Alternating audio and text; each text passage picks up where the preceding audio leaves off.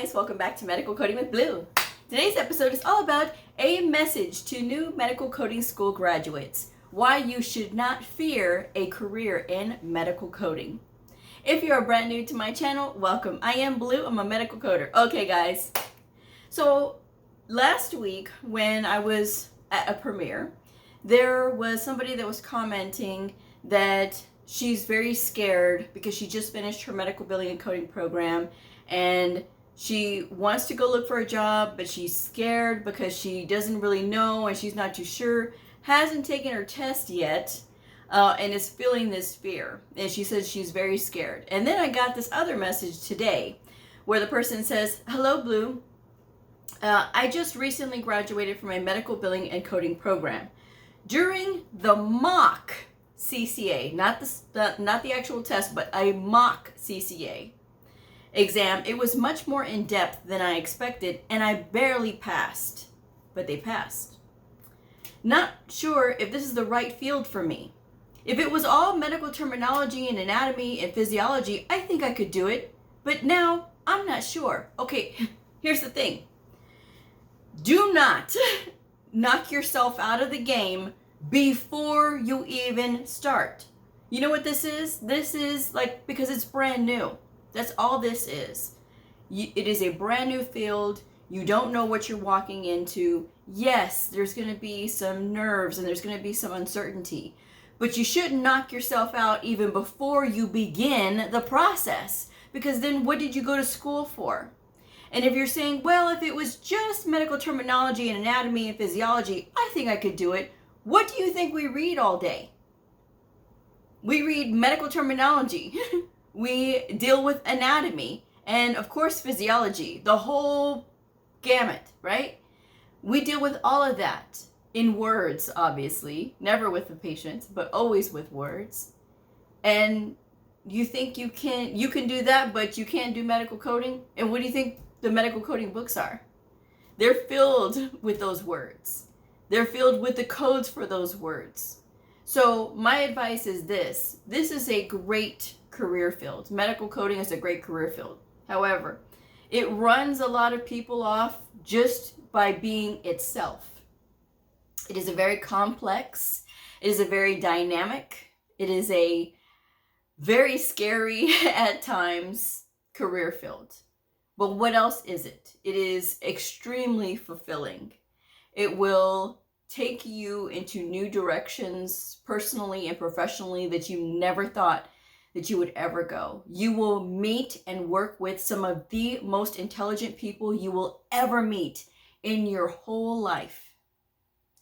And there are many, many other good qualities that it has. But you're never going to experience that if you allow your feelings of, oh, I don't know if I can do this. You haven't even started it yet. How do you know that you can't do it?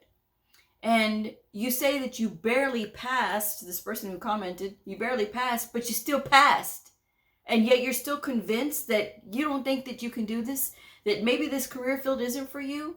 I'm not here to sell the program to anybody today. I'm not here to sell the career field of medical coding. So if you think that that's what you've come here for, well, Blue, you sell me the field. No, I'm not going to do that, because this field probably wasn't for you in the first place. What I am here to say today, though, is this: to give yourself a chance to experience it. Everybody is going to have different experiences when it comes to medical billing and coding. Everybody will. I had a different experience. You know, my best friend has a different experience. My coworker has a different experience. Everybody has a different experience in this field. The difference is that we all tried. We all tried and failed. We all tried, and we've all gone through horrible audits where it seemed like the auditor found every single thing that you did wrong that month. And we've had times of extreme joy when we have those highlights in our professional lives that we really love, those months where we get 100% on our audits, or those times when we sit there and we educate providers and we build those relationships with them and they are stronger because of us. And we give ourselves that opportunity to be able to have those things. I came from a background of very blue collar work. I was a I delivered phone books for a living for many years. Then I went through a divorce, and I was a bartender. I worked at a halfway house. I did housekeeping. I did a lot of things to keep my head above water just so that I could survive. And in doing this, I had decided that I wanted something different for myself. I wanted something different for my life. And it just so happened that I got the opportunity to learn medical billing and coding because I knew nothing about it. I knew nothing about it. I knew nothing of the field. I didn't even know they existed. I wanted nothing to do with medical. Nothing at all. But it wasn't until I was introduced to it and said, my case manager was like, hey, if you go check out these schools, let me know what you think. And if you still don't want to get into these schools, you still don't want to get into this, then that's totally fine. So I said, okay. I didn't ever say that I couldn't do it. I just said I didn't want to do it because all I heard was medical. And I even told my case manager, I don't deal nothing with needles because I knew everything, right? And see, from that moment on, I knew I don't know everything.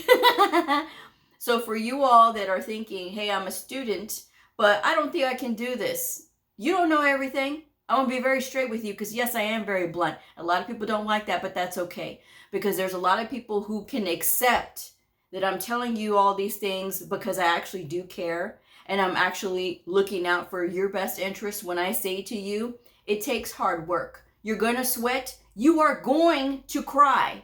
These books, oh yes, they will make you cry. They will make you want to scream and pull your hair out. And there's going to be days when you're going to look at them and think, this is the best thing on earth. But you will never know that if you have a defeatist attitude and say, I don't think I can do this. You can. You did everything to get into that program. You spent money to get into that program, or you got into a program that paid for it. So you're going to have to go through it anyway. When I went through the WIA program, it was the WIA program back then. Now it's the WIOA program, Workforce Innovation and Opportunity Act.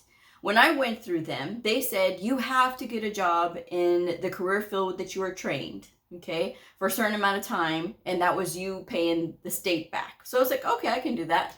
Because it's easy enough, right? Little did I know, it was another challenge to get through. Look at all the hurdles you have to get through in life to just become a medical coder. You have to get through the school. You have to get through a very rigorous test. And like the viewer says, that they took the mock Cca exam, and it was a lot more in depth than you thought. Well, the Cca has the most domains of all of the medical coding certification exams, all right? Because when you look at the CCS, the Cca, CCSP, and even AAPC, CPC exam, because let's just be honest, they break it down into the different sections, but really the domain is the same, the procedure coding. So that really only counts as one. And then of course you have your other topics, but the one who has the most that they cover, like different topics, different domains, is the Cca exam. It has more than the CCS exam. And the CCS is the gold standard of medical coding credentials because that says that you can code both inpatient and outpatient. The CCA says that as well. But the CCA says that you have that entry-level competence, and they are testing you on a bunch of different subjects because they need to know that you are competent enough. This is why I say this is a really great credential. I will always stand up for the CCA. And one day, maybe one day, hopefully my voice will be loud enough that employers will start to hear me when I say that people who have the CCA underwent a very rigorous exam and should be given the full respect of all of the coding credentials, because there's a lot of people who say, oh, the CCA, rah, rah, rah. That's how I know that they're ignorant, because if you knew what you were talking about, and again, knowing before speaking, if you knew what you were talking about, you would know the rigorousness of that CCA exam. It is very difficult. And I don't think a lot of people would be able to pass it who have other credentials. I'm just saying.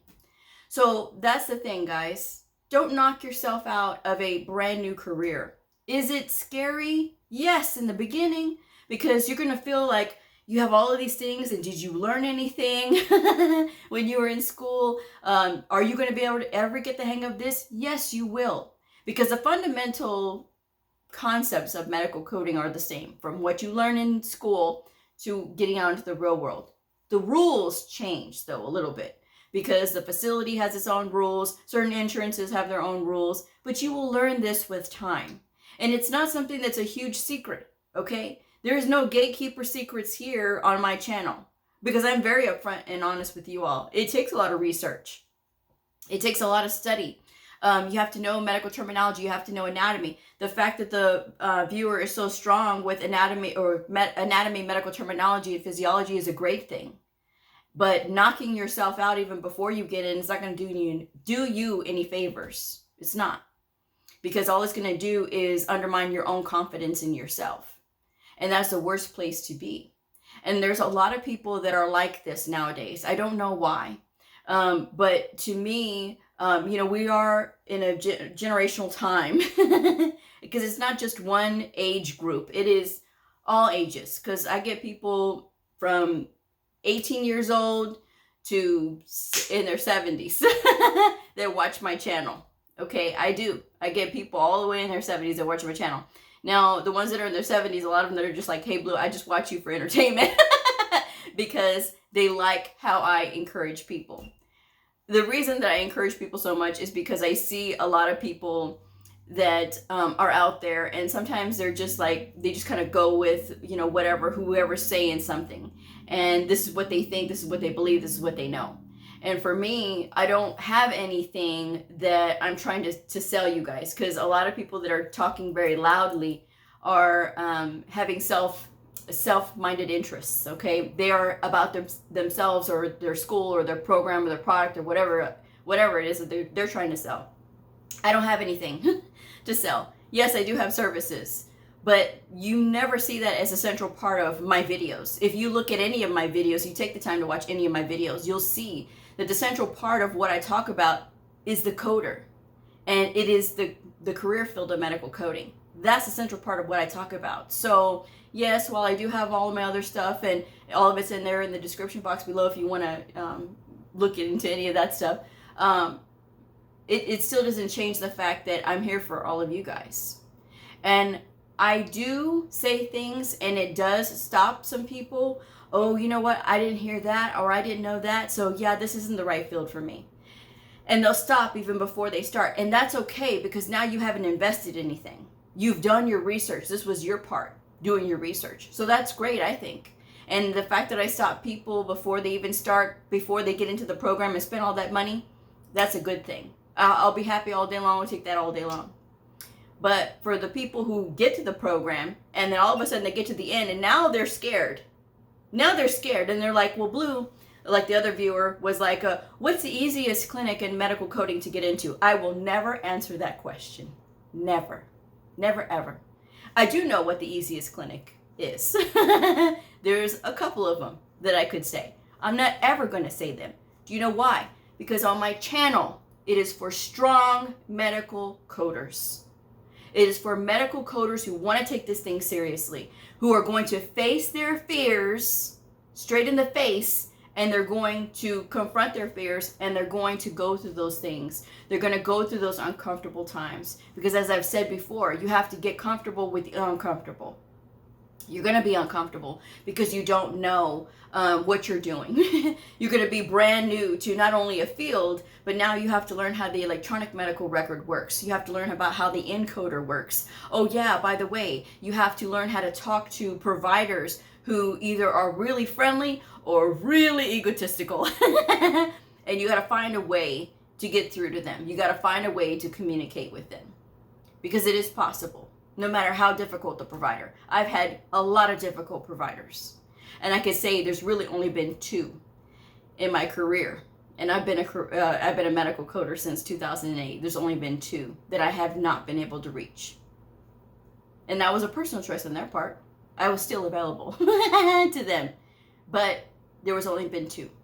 And that's it. Not bad considering as many providers as I've coded for. So that's the thing, guys. It is such a great field, and it's really nothing to be scared of, because think about this. Whether you are about ready to take your certification exam or you're studying for your certification exam, you are walking in there with knowledge, right? You're walking in there with knowledge. You know how to code, you know the rules, you know about HIPAA, you know about all these things that you're supposed to know about, because hopefully you went over your domains of your exam. So you went over all of these things, you have all this knowledge, you're walking in with this, and then the goal is to pass the exam and then walk out of there with your certification, right? Or whenever you find out when you pass your certification. So with that in mind, it shouldn't be scary. It should be exhilarating. You should be excited. We need to start reprogramming our minds to be excited and happy, not fearful or thinking that we're fearful and then, oh, that's the mindset that we're in, we're fearful, so let's just run away. The books are not going to bite you. The worst thing that you could probably get is a paper cut, you know what I mean? But I mean, that's literally the worst thing. And when you take that certification and when you pass, that's the best feeling in the world, because you know that all of your efforts were for something. But you can't just stop there. You can't just stop at that exam and that certification. Now you got to go out there, and now is the other challenge of facing that rejection, because you're going to get that a lot. You're going to get that so much in the beginning, because a lot of people want you to have experience. How are you supposed to get experience if no one will hire you? I've been through this. I went through it. And the way that I got out of that is that I had to go to a temp agency. And yes, the temp agency, they're not going to give you all the benefits and the time off and the leave and all this good stuff when you're working for the temp agency at the beginning. But the goal of the temp agency is to be temporary. It's not to be your forever home. It's supposed to get you in, and that's exactly what they did for me. They got the first assignment that I got was a 3-month assignment. And I was competing against 3 other. This is how ridiculous this place was. They had us competing against each other for one person to stay on. They needed help with the backlog. That's what I was doing. And so we had to compete against each other. I didn't get picked, and it wasn't on technical skill. It's just that the supervisor. That's how unevolved she was. Do I want to work in a place like that? Heck no. But that's okay. I'll take that experience and I'll move on. And I did, because I got another job at another facility. I had to move, but that was just me. Don't write me and tell me, I can't move, Blue. I'm telling you my story. I'm telling you what happened to me. With this temp agency, I got that other job.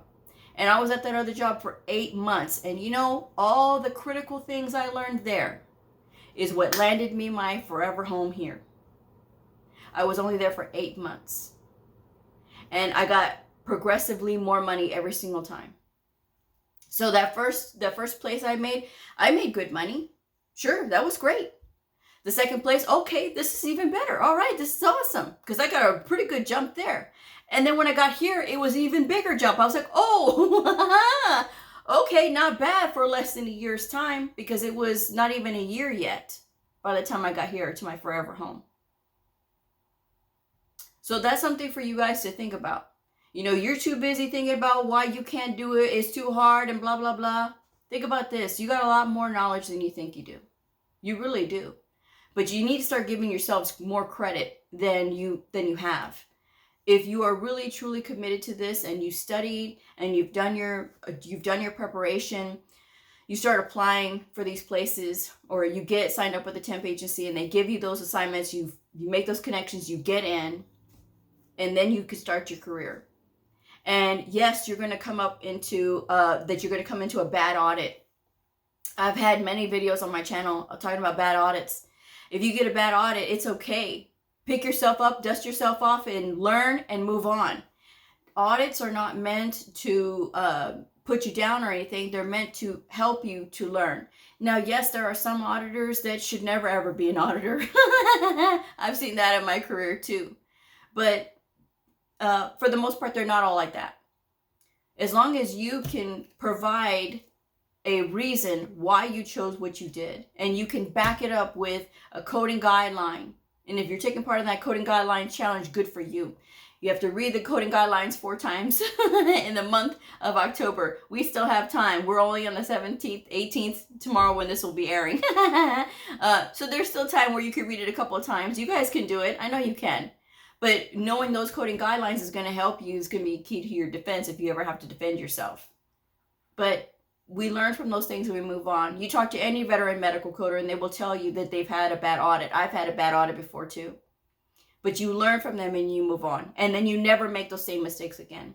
And you don't take what the auditor is telling you like it's a personal attack. Because that's the problem with a lot of people. They don't like to be told that they're wrong.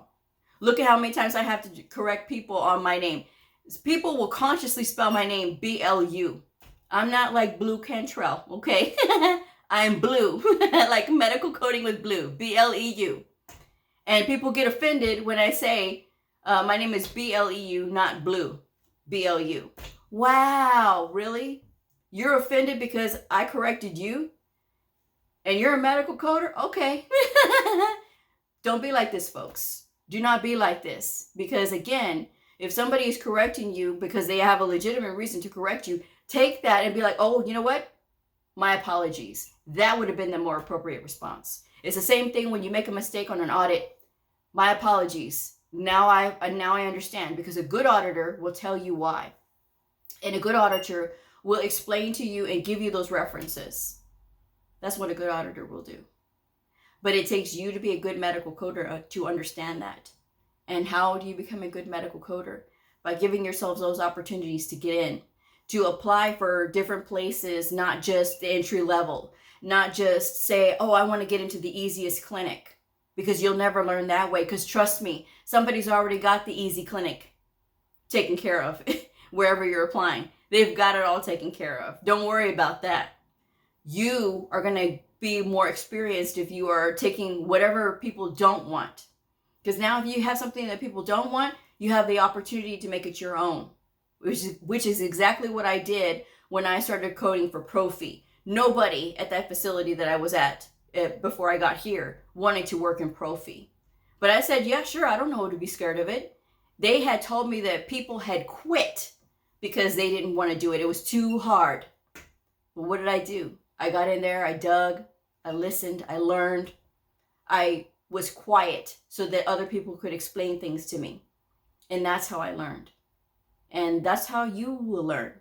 And now, because I've had that experience, I will never fear anything. I have never feared working in another clinic since that time, because of all the training that I got for so many different specialties. And even now, when I've been called in to rescue other clinics that I've never worked in before, pulmonary being one of them, I had to rescue the pulmonary clinic. And when I did, I had never coded strictly for pulmonary. What was the first thing I did? I went to the American Lung Association, started looking at all the terminology that's involved with working in a clinic like that. What kind of procedures do they do? I went over there and I interviewed those nurses. I asked them, what do y'all do in here? I need to know so that I can get familiar with these procedures. And wouldn't you know, that clinic was able to turn around.